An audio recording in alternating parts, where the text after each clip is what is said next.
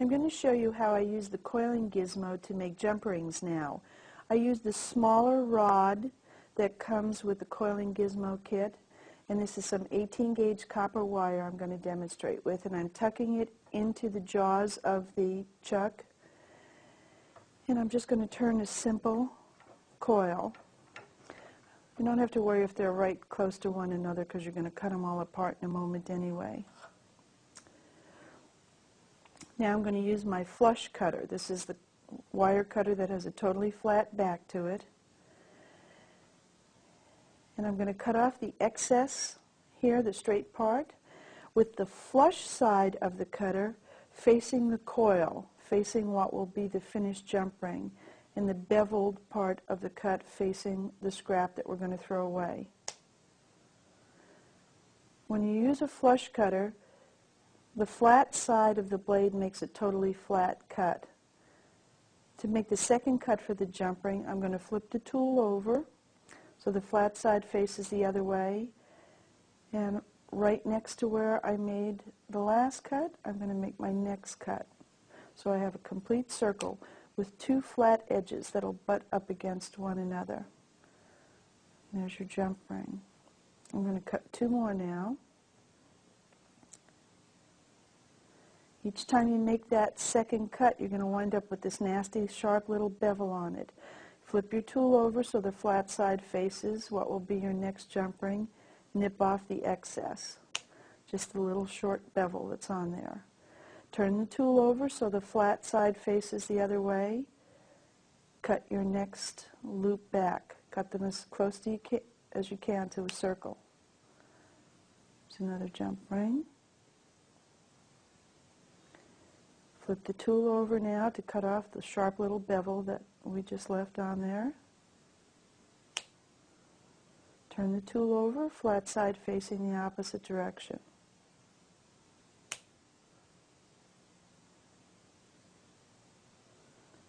Now we have three perfect little jump rings.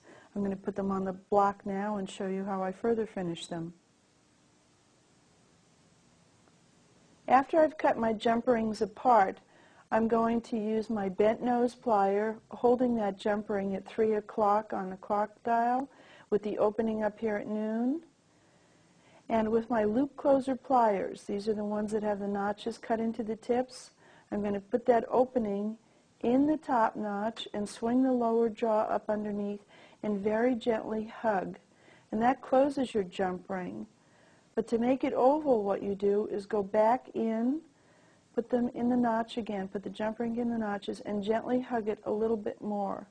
And just a little bit more of a hug ovals the jump ring. I'm going to do one more for you. Hold it with the opening at noon. Put that opening in the top notch of the loop closer plier. Swing the lower jaw up. Hug it gently to close the jump ring. And just a little bit more of a hug ovals the jump ring. One more. I use oval jump rings for strength because they don't spin in circles and you never wind up with your elements hanging on the openings, which makes them come apart. Once again, opening at noon in the top notch, hug gently and hug a little bit more to oval it.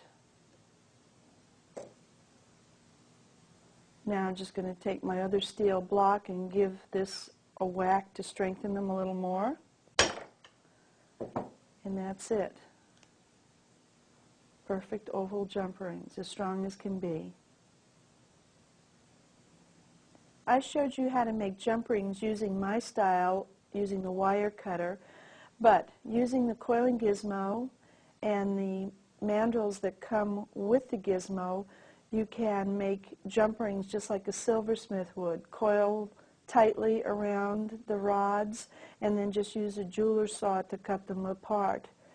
And then to make them hard, instead of hammering between steel blocks, you can put them in a tumbler with steel shot and burnishing soap to harden those jump rings up.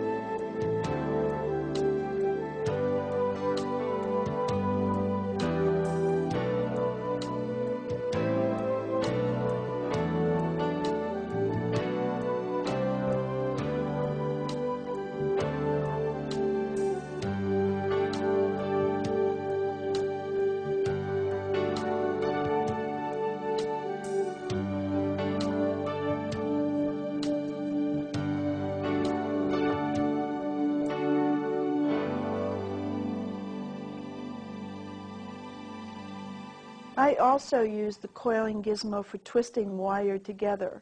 Sometimes 2 different colors, sometimes 3 different colors. But in this case, I've taken a 2-foot long piece of 18 gauge copper wire and folded it in half. I'm going to take this loop end here and put my bent nose pliers in it in a moment. But the other 2 loose ends I'm going to put into the chuck and honk down on it real hard to keep them in there good and tight.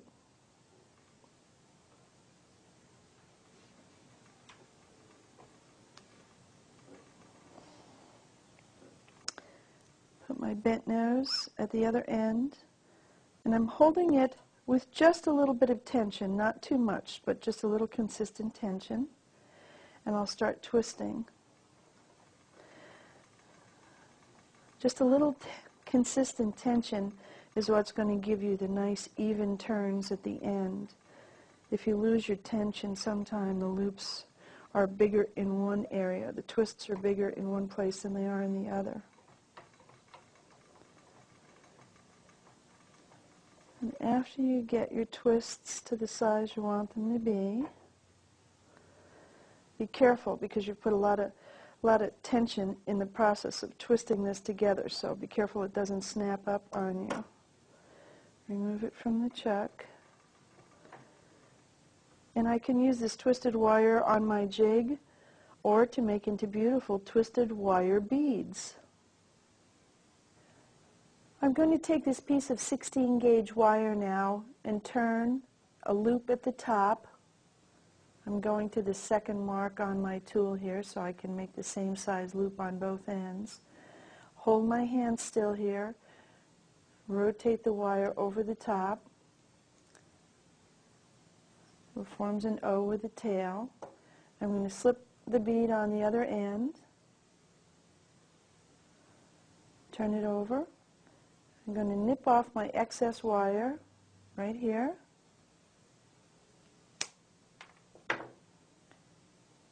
Make a sharp bend, elbow bend. Once again, take my tool, rotate, turn a loop over the top. Now this bead is ready to be included in a chain of beads. To use oval jump rings, you use them just like a regular round one. Twist it open. Twist them just as far as you need to in order to get your pieces hung on. Add your elements.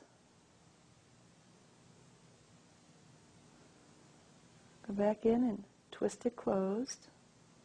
And if it's not aligned perfectly, use your flat tool, a tool that has flat innards, and give it a squish.